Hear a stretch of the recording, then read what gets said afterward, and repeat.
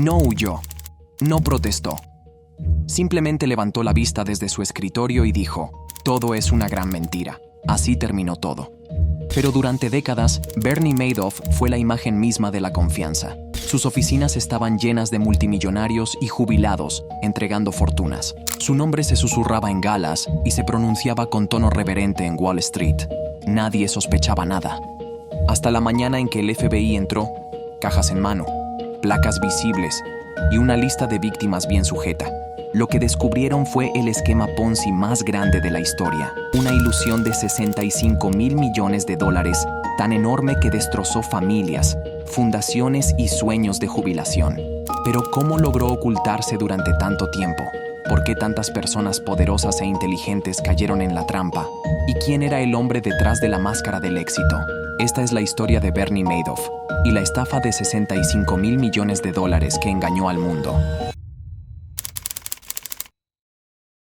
Para entender el engaño de Madoff, primero debemos comprender la estructura de un esquema Ponzi. Nombrado así por Charles Ponzi en la década de 1920, este esquema promete altos rendimientos con poco riesgo y funciona pagando a los primeros inversores con el dinero de nuevos inversores, no con ganancias reales. Crea una ilusión de éxito mientras acumula silenciosamente deudas. No hay inversiones reales, solo una necesidad constante de dinero fresco. El concepto no es nuevo, es el clásico truco de robar a Pedro para pagar a Pablo, hasta que se acaba el dinero. Así que Madoff no inventó la estafa, solo la hizo parecer perfecta, y comenzó mucho antes de que alguien estuviera mirando. Bernard Lawrence Madoff nació en Queens, Nueva York, en 1938. Hijo de padres judíos de clase trabajadora, comenzó como salvavidas e instalaba sistemas de riego para ahorrar dinero para su primer emprendimiento financiero.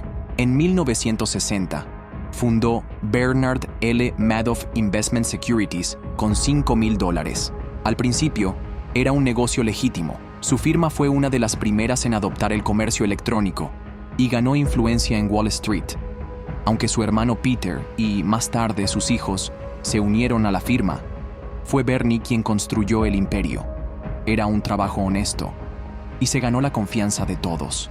Pero años después, lanzó en secreto una operación paralela, prometiendo invertir directamente el dinero de los clientes.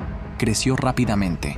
Su suegro, un contador bien conectado, empezó a enviarle clientes. Las referencias llegaron constantemente y por un tiempo, todo parecía prometedor. Pero luego, los rendimientos comenzaron a disminuir. Algo salió mal y, en lugar de confesar, Madoff falsificó los resultados. No podía admitir ante los amigos de su suegro que su dinero se había perdido. Una mentira llevó a otra. Un estado de cuenta se convirtió en una pila de documentos falsificados, y así comenzó el esquema, no con un plan maestro, sino con un encubrimiento que se convirtió en el fraude financiero más grande de la historia. Madoff ofrecía un rendimiento constante del 10 a 12% anual, lloviera o brillara el sol. En el mundo de las finanzas, ese tipo de consistencia no existe. Con el tiempo, Madoff se volvió más audaz. Su firma estaba en expansión. Su imagen era intocable, pero para mantener viva la ilusión, necesitaba más que estados de cuenta falsos.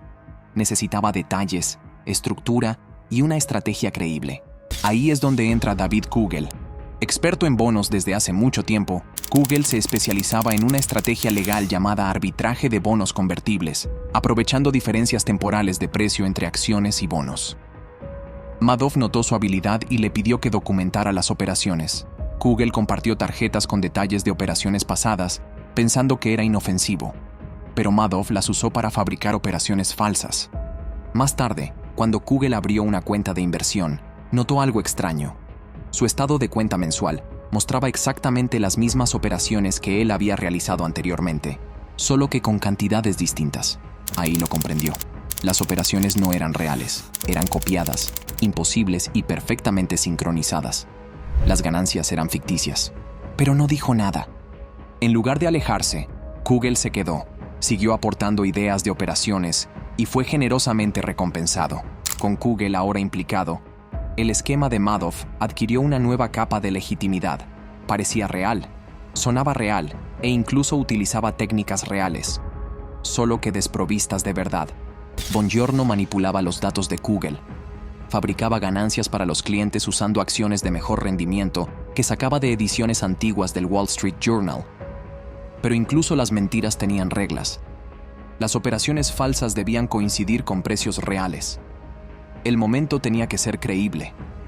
La ilusión debía sostenerse, no solo ante los clientes, sino ante los auditores y reguladores. Madoff mantenía una parte restringida de la oficina donde nadie podía entrar sin permiso.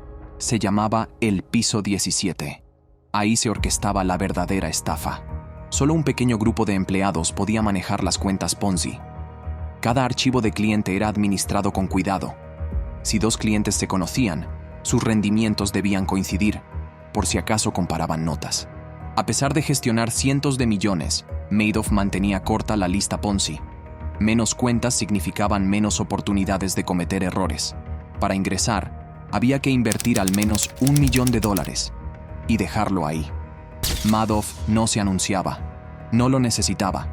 Los inversores llegaban por recomendaciones, atraídos por la exclusividad y el secreto. ¿Querías entrar? Conseguí una referencia. Pronto, organizaciones benéficas, celebridades, multimillonarios y fondos de pensiones hacían fila. La exclusividad hacía que los clientes se sintieran privilegiados, exactamente lo que Madoff necesitaba para mantener el control. Y detrás de todo eso, guardaba un secreto. Madoff nunca registró su negocio de asesoría de inversiones ante la SEC. Como creador de mercado, no se suponía que dirigiera ese tipo de negocio. Si lo hubiera registrado, los reguladores podrían haberlo auditado. Ese riesgo era demasiado alto, así que enterró toda la operación bajo el paraguas de su firma legítima.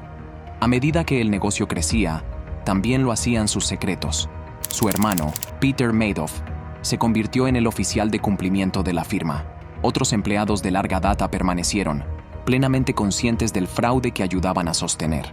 Las referencias del suegro de Madoff se convirtieron en la base del esquema Ponzi y llegaban a través de una firma llamada Avellino & Bienes, que actuaba como fondo de captación. Sus clientes creían que Avellino & Bienes gestionaba el dinero, pero la verdad era que Madoff estaba detrás de todo. Durante años funcionó y nadie hizo preguntas. En 1992, la SEC abrió una investigación sobre Avellino & Bienes, una firma contable dirigida por 2 de los primeros socios de Madoff. Habían estado reuniendo silenciosamente dinero de sus propios clientes y canalizándolo a Madoff para que lo gestionara, sin registrarse como asesores de inversión. Cuando los reguladores comenzaron a revisar sus libros, notaron algo extraño. Los estados de cuenta que Avellino & Bienes enviaban a sus clientes no coincidían con los registros que Madoff tenía de esos mismos inversores. La discrepancia, más de $100 millones. Madoff fue contactado y, en pánico, ordenó a su equipo que fabricara 3 años de confirmaciones de operaciones falsas y registros para que coincidieran con los rendimientos de Avellino. Lo llamó un simulacro de incendio masivo. La SEC lo aceptó, cerró Avellino & Bienes y ordenó la devolución de $440 millones a los clientes. Pero Madoff no tenía el dinero.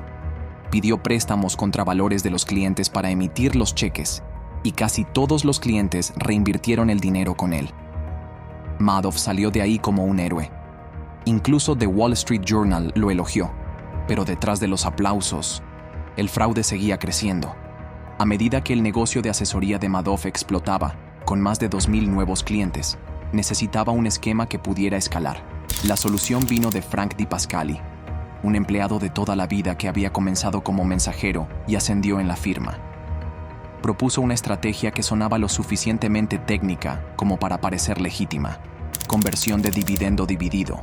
Utilizaba herramientas financieras reales, acciones, opciones y bonos del tesoro, para imitar un enfoque conservador y de bajo riesgo. Cada mes, el equipo de DiPascali fabricaba operaciones, luego reinvertía las ganancias en bonos del tesoro de EU. ¿El resultado? Cuentas de clientes que parecían seguras, constantes y creíbles, en papel.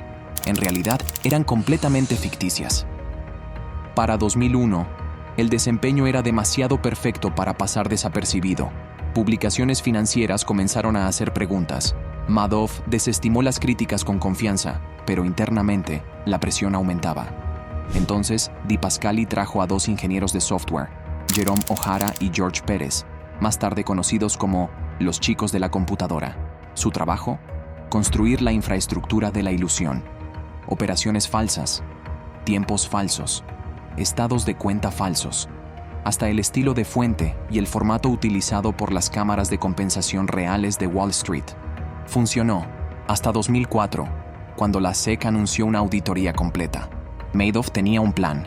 Para evitar una revisión más profunda, listó contrapartes extranjeras en operaciones falsas, asumiendo que la SEC no gastaría dinero en llamadas internacionales para verificarlas. Y acertó. La SEC no verificó. La firma pasó la auditoría, pero la presión no se detuvo. Los auditores seguían regresando. Durante una visita, la SEC dejó accidentalmente un maletín. Adentro había una lista de preguntas detalladas de seguimiento. El personal de Madoff trabajó toda la noche, fabricando los registros faltantes y emparejándolos con las operaciones falsas. Cuando la SEC regresó, todo parecía perfecto. Y funcionó. Otra vez. En los 2 años siguientes, la firma de Madoff pasó 5 auditorías separadas. Pero entonces comenzó el verdadero colapso. En 2008, los mercados colapsaron. Los inversores entraron en pánico y corrieron a retirar su dinero. Pero Madoff no lo tenía. Sus clientes tenían derecho a $1.500 millones. En el banco, solo había 300 millones. Intentó encontrar un inversor de último minuto para cubrir el vacío, pero nadie aceptó. El 3 de diciembre, le confesó la verdad en voz baja a Frank DePascali: estoy sin dinero. Una semana después, reunió a su familia. Sus hijos ya sospechaban, preguntándose cómo el negocio sobrevivía a la recesión cuando todos los demás perdían. En casa, Madoff finalmente confesó: estoy ejecutando un esquema Ponzi. A la mañana siguiente, sus hijos alertaron a su abogado. El abogado llamó a la SEC y la SEC llamó al FBI. Cuando los agentes del FBI llegaron al apartamento de Madoff, le dieron la oportunidad de explicarse. No dudó. No hay una explicación inocente, dijo. He estado ejecutando un esquema Ponzi masivo. Fue arrestado ese mismo día. En la corte, se declaró culpable de 11 delitos federales y fue sentenciado a 150 años de prisión. Las pérdidas, estimadas en $65 mil millones, incluyendo ganancias ficticias, miles de víctimas. Algunos lo perdieron todo. Los 2 hijos de Madoff murieron tras el escándalo. Uno por cáncer, el otro por suicidio. Su esposa, Ruth, se distanció. Madoff nunca cumplió su condena completa. Murió en prisión en 2021, dejando un legado de ruina financiera, confianza rota y vidas para siempre marcadas.